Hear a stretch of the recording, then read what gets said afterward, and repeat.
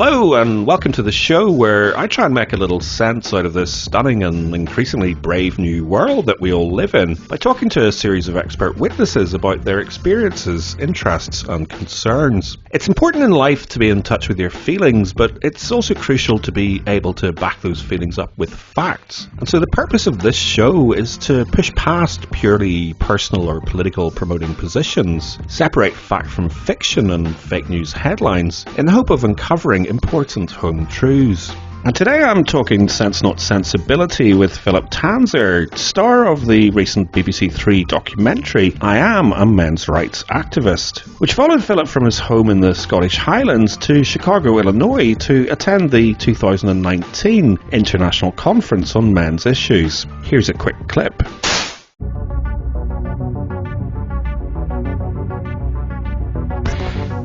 I think as a men's rights activist, you are constantly being silenced.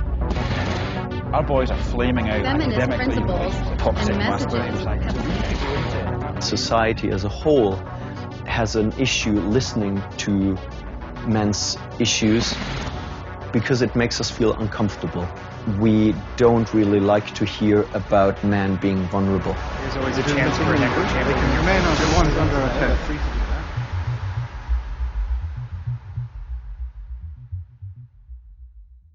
In my humble subjective opinion, the documentary was a very welcome and positive step forward in terms of how men's rights activists, and to a lesser extent men's issues, have been portrayed in mainstream media. I could point to criticism certainly, but once you get past the dark, ominous soundtrack of the intro, it actually turns out to be a refreshingly engaged character piece about Philipp and his opinions. And crucially, it is not this sort of blatantly ideologically infused hit piece that these things have so very often tended to turn out to be to date. I'll leave a link to the BBC documentary so you can make your own mind up, and in part one of a fascinating two-part interview, Philipp shares his thoughts on the way he was portrayed, talks about some of the feedback he's received after the broadcast, including some fairly sensational coverage from the Daily Mail. But to begin with, I asked Philipp to talk about his experience after attending an earlier men's rights conference when he was grossly misrepresented by Vice in one of their numerous hit pieces about the men's rights movement.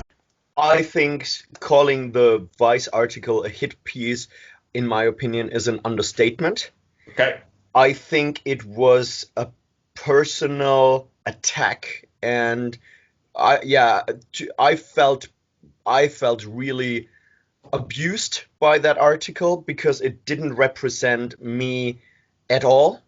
Yeah. And it went out of its way to demonize me. What was interesting was the article took a long time to portray me as a really vile person, only then in the end of the article to pretty much say, and I'm paraphrasing here, well, but it's not really his fault. He's just a broken or confused person being manipulated by the evil men's rights movement. So in the end, they're like, oh, well, but it's not his fault. It's really the fault of the men's rights movement. So after they destroyed me, they're like, and now let's put all the blame on the men's rights movement. And it was horrible.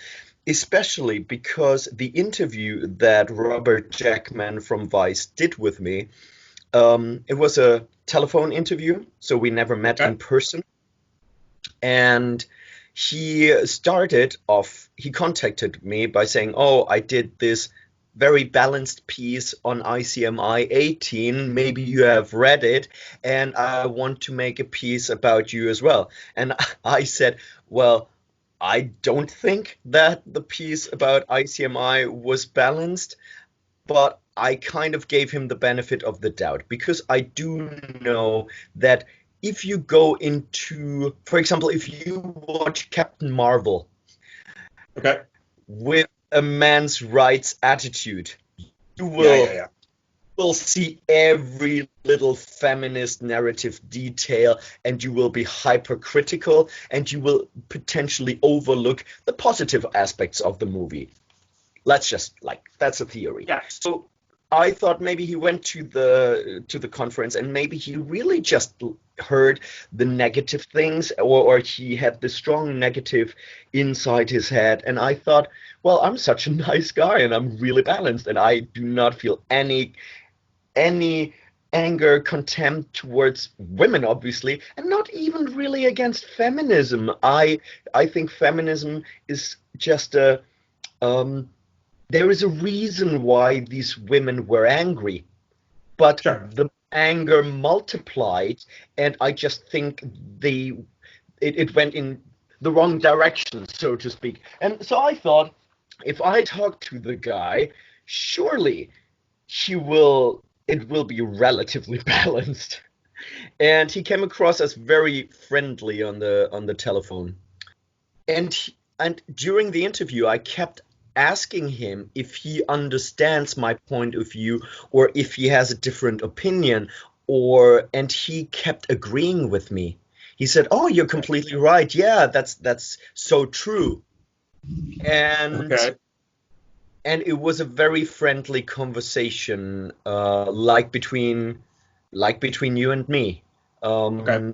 and very positive. And then just before the article came out, I asked him, "Oh, could I have a look at the article beforehand?" Just because sometimes, when you interview a person, you think you got what he meant, but you're like, "Oh, actually, I didn't mean that in that way." And Yeah. I said, "Could I have a look at it?" He was like, "Oh no, that's not common practice, blah blah blah blah blah." And I'm like, "Okay, fair enough." And he said, "Yeah, but don't worry, it'll be fine."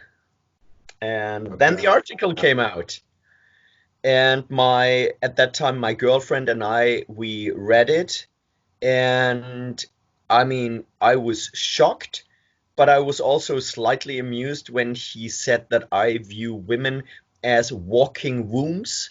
And my girlfriend, she had a lot of fun with that. She was laughing her ass off.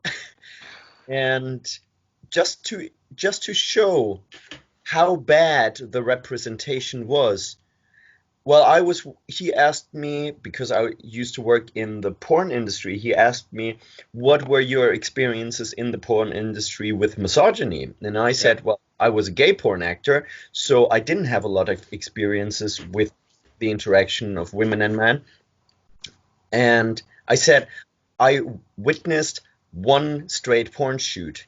And in this situation, it was actually the women that treated the men really badly in between takes. They were very bossy and quite demeaning and treated the man a little bit as like lower than them. Yeah. But I continued. But I think that overall, women in the porn industries are incredibly objectified, abused, that the porn industry is really unhealthy for women and promotes a negative view of women. And I think that every woman that engages in sexual activity because she needs the money is actually being raped. Okay. I went so far. I'm Okay. and he left all of this out. The only thing he quoted was that I thought that men were being treated badly in porn. Bam. Okay.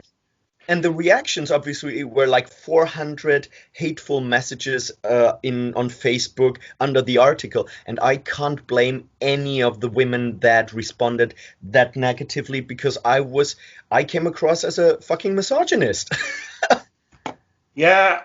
I you were saying that sort of kind of, one of the things is that some people come to men's rights and they might be interested to talk to you, but kind of they have a very dim view of men's rights activists generally. And personally, I think that is very much largely due to articles such as this, Yeah. which completely misrepresent them. I mean, I do remember, coming away from that conference, and the energy was very high from everybody, and then that article came out, and it was things like that are so damaging because it's complete misrepresentation, Absolutely. which is one of the reasons I thought the BBC the two BBC productions were so kind of so helpful in many respects, or so positive.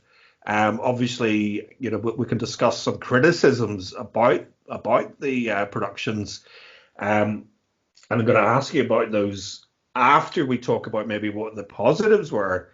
But one thing kind of that sort of struck me about the BBC production was I do think that you are a very good ambassador for the men's rights movement. I do think you come across with a very kind of sort of balanced and reasonable, kind of perspective. So one of the things that struck me was, kind of perhaps one of the reasons that the BBC production came across so well is because they couldn't get anything on you, or kind of get a moment that they could make. There is another reason for that. Okay. The producer Alvaro Alvarez is a good person. Okay. Well, And yeah, and so I never, from the get-go, never had the feeling that he intended to do a hit piece. brilliant.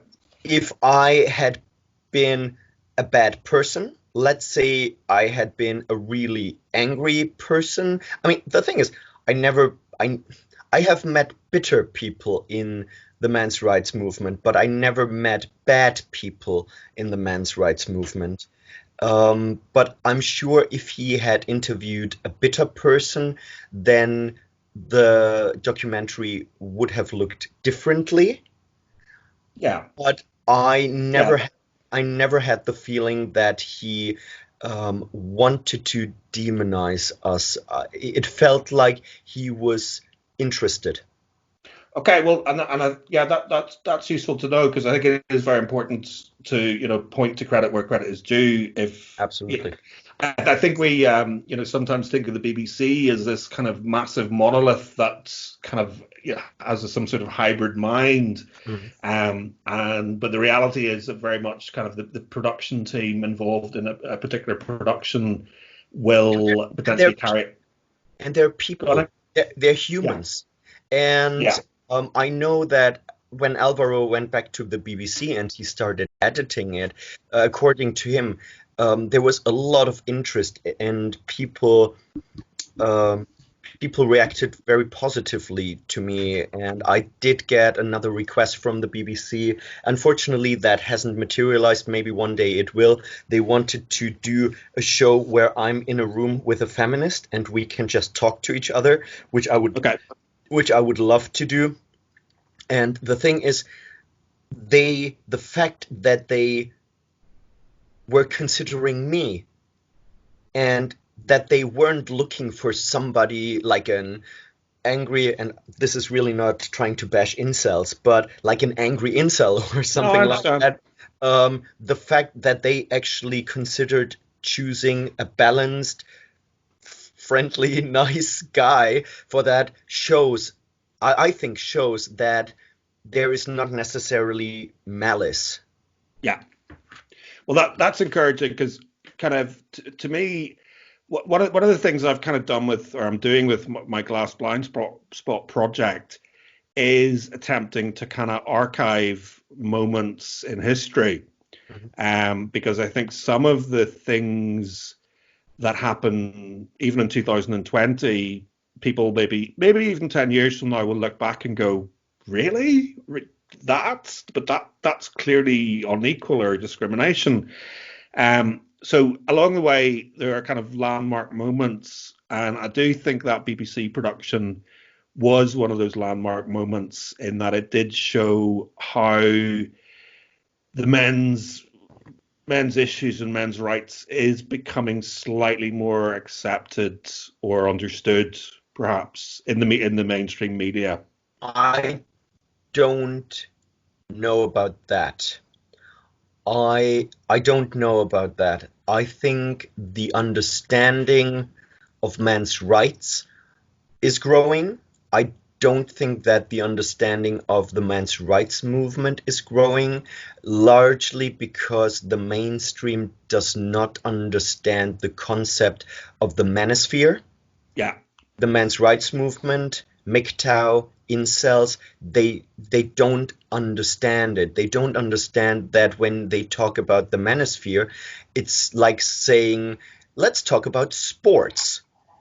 And talking about the men's rights movement is talking about synchronized swimming in Yes. comparison to football. You cannot compare these things, but they're all sport.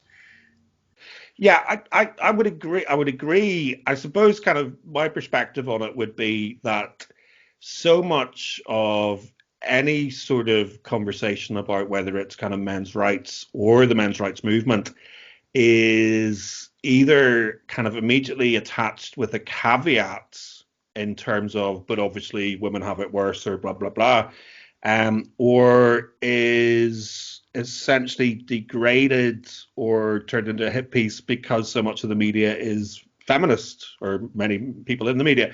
So I suppose what I'm getting at is that I personally know quite a few, probably about 4 or 5 people, kind of over the time that the Radio 4 broadcasts has happened, because I think it went out a couple of times, who've kind of mentioned to me that, and they would not be, they'd either not be interested in men's rights or possibly even a bit cynical, but maybe would be aware that I sort of champion it, and would say that they, found it very interesting and understood, kind of the points that were being made. So the very fact that is surprising, because I thought that both the BBC radio program and the documentary on BBC Three did not have a strong focus on men's rights. It was much more a character piece, which is fine.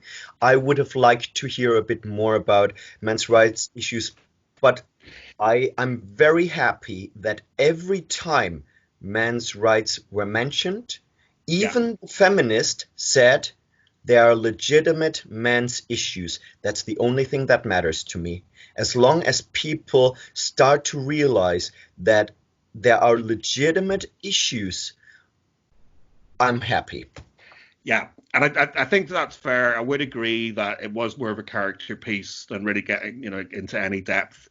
But, kind of, I suppose my point is that the very fact that they broadcast that, and okay, that, there were absolutely a few unbalanced or kind of, negative bits within it, but the bulk of the piece was not, kind of sinister music every time you were talking, for example, And so, it's a step in the right direction. Yeah. So what I want to ask you before we kind of maybe pick apart some of the issues with it, because I had one particular issue that I'd like to explore with you about it. But as I say, I do think there was so much positive to talk about. So I thought we'd start with that. How did you feel watching it for the first time, and what do you think of the kind of the things that you're most proud of about it? Okay, I think what made me the happiest is probably the most unimportant thing about the whole documentary. But when I saw myself in Chicago, I immediately wanted to go back to Chicago. I just love the city so much. So I was very, very happy when, before the documentary came out, Alvaro and I, we were in contact quite a bit, and I really like him. I would consider him a friend. Good. And he was very worried that I wouldn't be happy, and that, he was worried. He was worried that I wouldn't be happy. He was worried that the MRAs would hate him for it, and he was also worried that some other people, like feminists, would hate him, or that he would be criticized for treating us too fairly. So Sure. there was a little bit of concern. And he told me, don't watch the 6-minute trailer, because it's not a fair representation of the documentary. And I think the 6-minute trailer is pretty bad. Well, it's like the trailer for Captain Marvel again. I think the trailer for Captain Marvel was just absolutely horrible, and I hated everything about it. And then I watched the movie, and I was like, well, I hate Brie Larson, and I think the feminist agenda is horrible. But overall, it's not the worst movie ever, and it's not as feminist and as like male bashing as I thought it would be based on the trailer. And it's the same with the trailer and the documentary. They picked out the most flashy moments, but overall the real documentary was very balanced. And so I called him and I said I was very happy, and he was very relieved about that. I immediately said I criticized him for two things, mostly the negative portrayal of Carl Benjamin, Sargon.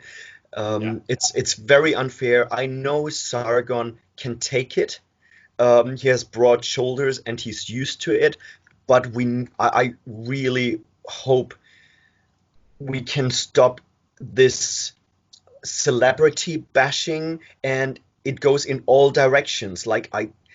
At the moment, I'm really cross with Piers Morgan, but I would not go on a hating spree on Piers Morgan. And like the woman that unfortunately killed herself after the domestic violence incidents, I'm like, that stuff like that should never happen. Give people that are in the limelight, give them a fair treatment. And there are plenty of reasons why you can criticize Carl.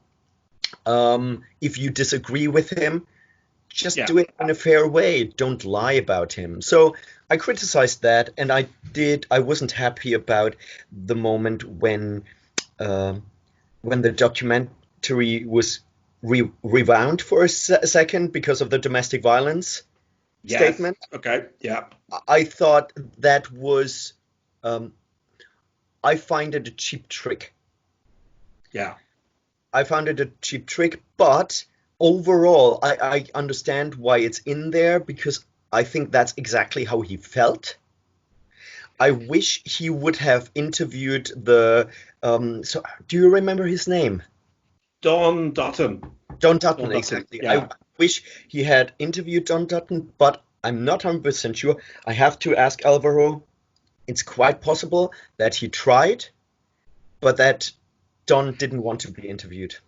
I don't know. Yeah, because I would certainly, that would be kind of one of the things I would have picked out. I guess the rewind thing, I guess, is a kind of style thing. I wouldn't necessarily, I suppose it's a bit like the kind of ominous music at the start. It's kind of quite dark, and and I think you were discussing that in Honey Badger about sort of how, well, maybe that's a kind of way of leading people into the story. So these are stylistic things, but yeah, I mean, Don Dutton's talk, aside from the fact that he was talking about primarily, it was it Canadian or North American statistics, so it's not exactly like for like. A big part of his talk was about the shift in power dynamic in different countries. So the point that he was making, that which actually strangely kind of to a certain extent fits with the kind of power and control model that the feminists like, in terms of economic power, that sort of in countries where women have much more freedom and economic independence, men are significantly less violent towards them in domestic situations. That was the kind of comparative analysis he was making. And women are more aggressive to their partners.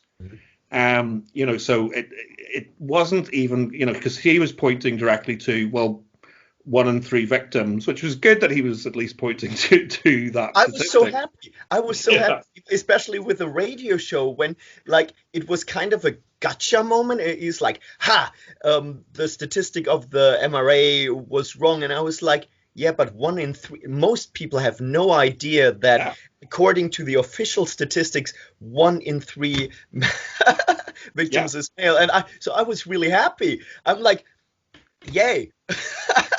Yeah, no, absolutely. So, I mean, that's again a ground shift.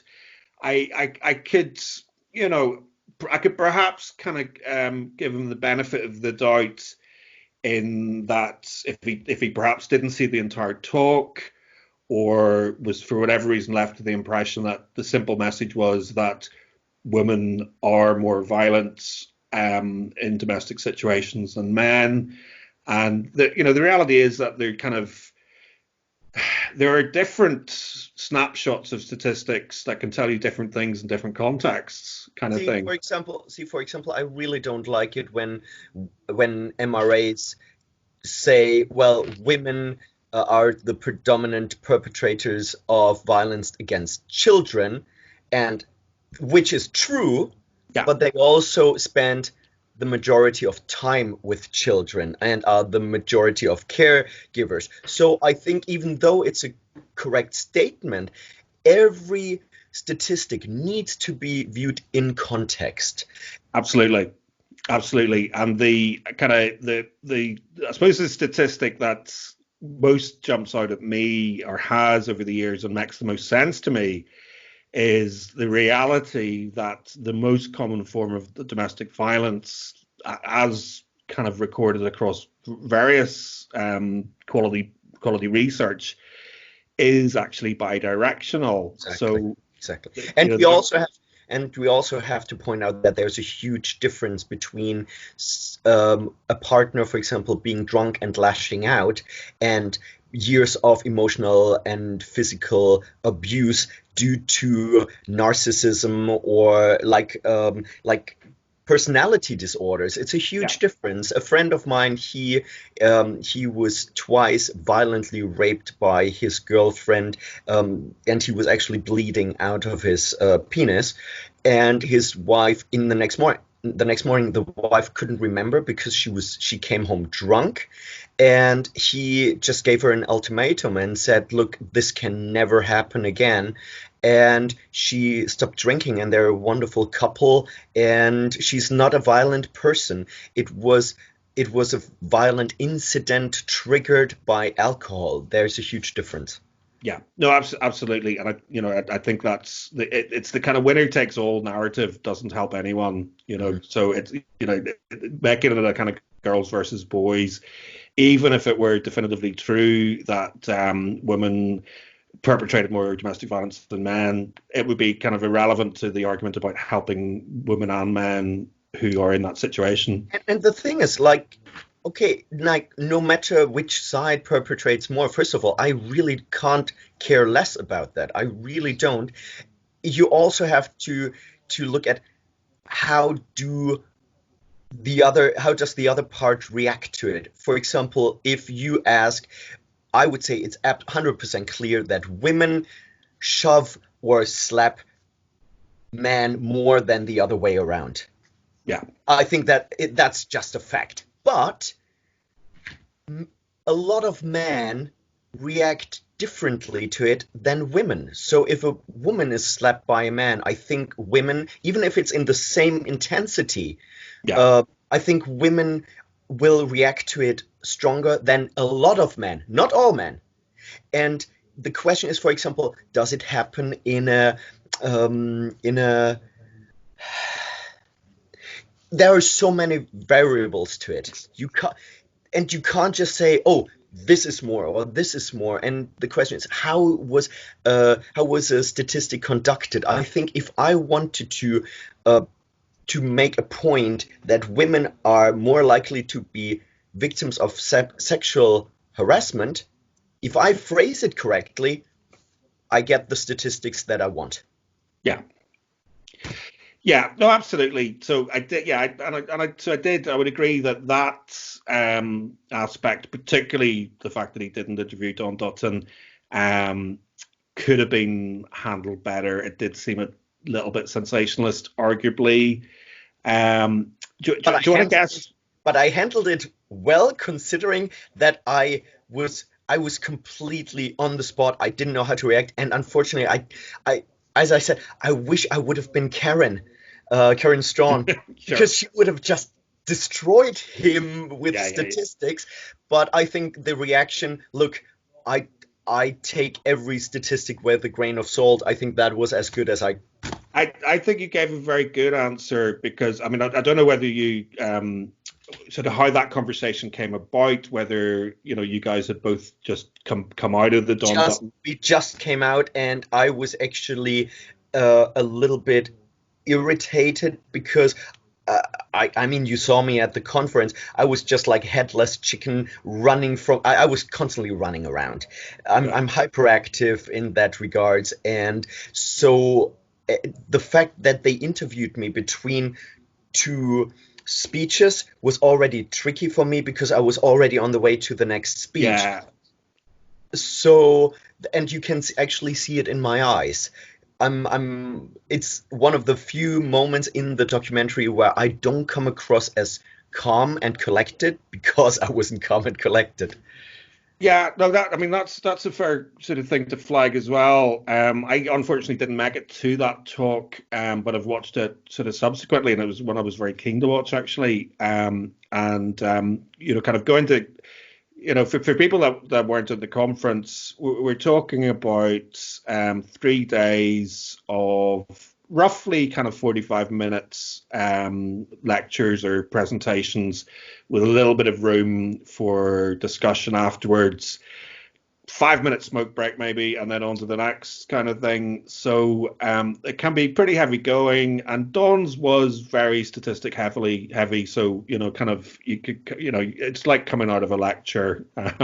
Okay, so we're going to stop there because we spent the next hour discussing one specific aspect of the documentary and a quite extraordinary story that I feel the filmmaker failed to tell very well. You can hear that story in full in part 2, but to conclude this episode, we're going to leap forward to the end of our discussion where Philipp talks about some of the feedback and coverage he's experienced since broadcast, and he also shares a little about some of the projects he's working on, including the website United for Men. I'm aware of an article by the Daily Mail, and I'm aware of an article from Pink News. Were there any other?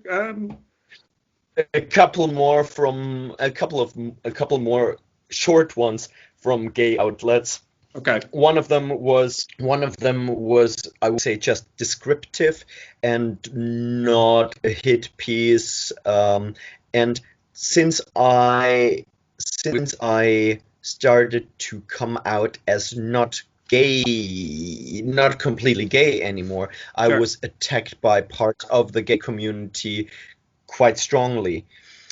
And in this particular article, I think it was by an online magazine called The Sword, and they just wrote about the article, but they did not attack me for the fact that I date women now, and it wasn't portrayed in a negative way. So that was Okay. really nice. And then there was Pink News and one other. They were much more flashy and more negative in tone, I would say. Okay. I actually, because I was portrayed as gay in the documentary, I got a lot of emails from gay men that were interested in men's rights, which is in some ways great.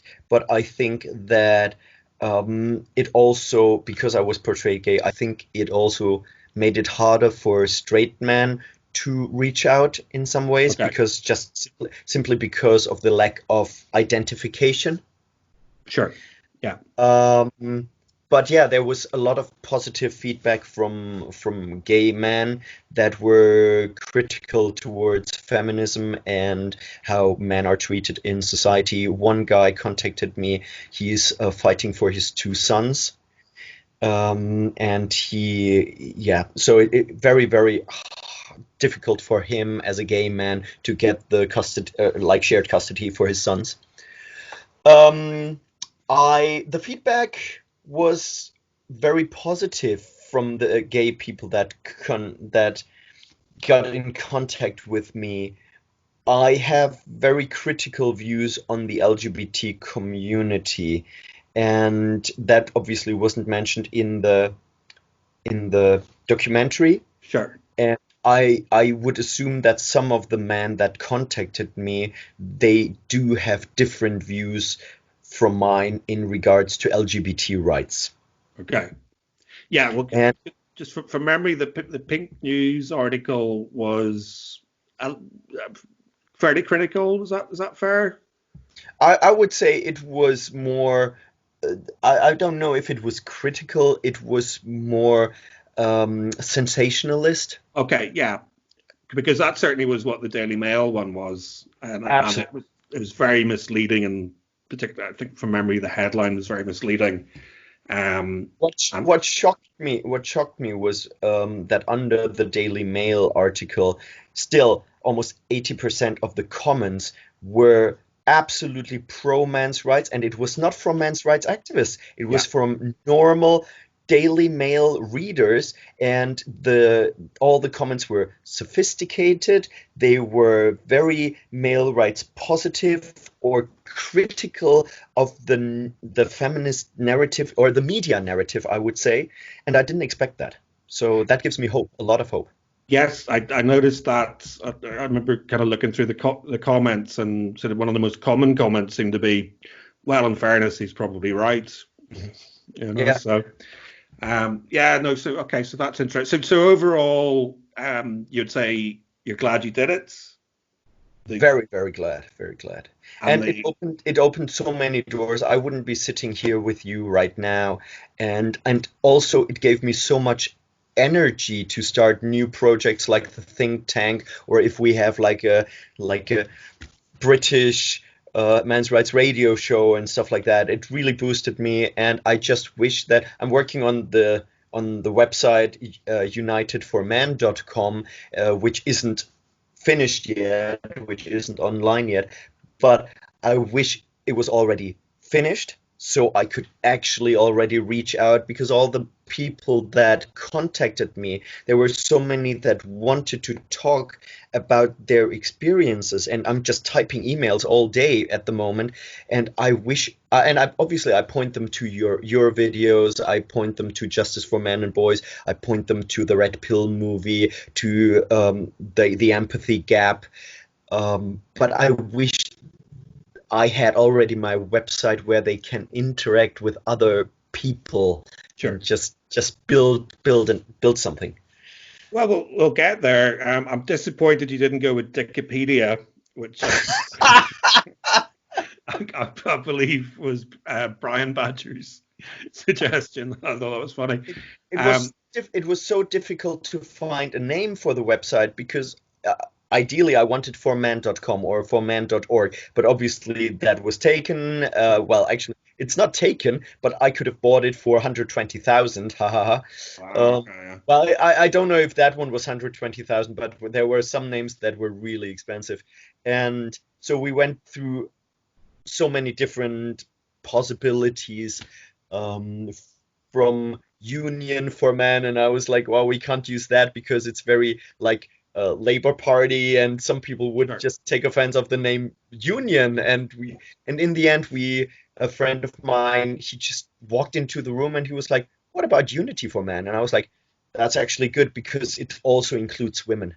Yeah. It includes everybody. It's just like, come on, everybody together, let's do something for man, and it doesn't matter which political background or whatever you have. So Certainly sounds like a good idea to me. Philip will be launching United for Men later in the year, so keep an eye out for that. In the meantime, you can talk to him on Twitter and also check out his YouTube channel, links to which are included in the show notes. I'll also include a link to the BBC Radio 4 documentary about Philip made by the same documentary crew, and I'll be back in a few short days with part 2 of our chat. So while you're waiting for that, why not do your part to help me keep this show on the road by sharing this content with someone you know, hitting that like button, leaving a comment, and if you haven't already, don't forget to subscribe. Thanks for listening, and until the next time, don't forget, if you see an elephant,